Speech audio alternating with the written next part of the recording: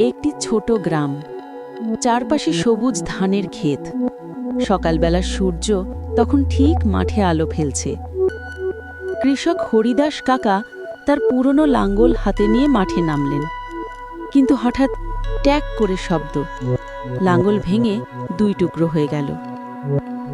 কাকা হতাশ হয়ে বসে পড়লেন, ঘামে ভেজা মুখে দুঃখের ছায়া।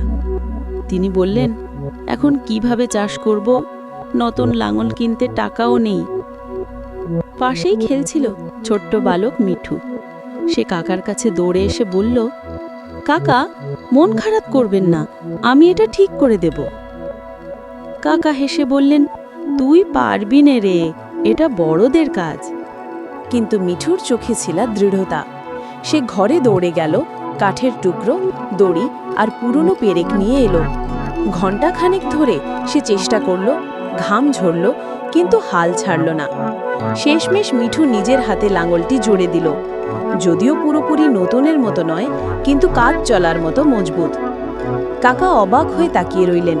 তার চোখে জল এসে গেল। তিনি মিঠুকে বুকের মধ্যে টেনে নিয়ে বললেন, তুই আজ আমার শেখানো সবচেয়ে বড় পাঠ শিখে ফেললি। হাল ছেড়ে দিলে ফসল হয় না। মাঠের হাওয়ায় ধানের গন্ধ ভেসে উঠল। মিঠু হাসল, আর সূর্যের আলোয় সেই হাসি যেন নতুন আশার আলো হয়ে ছড়িয়ে পড়ল সারা মাঠে।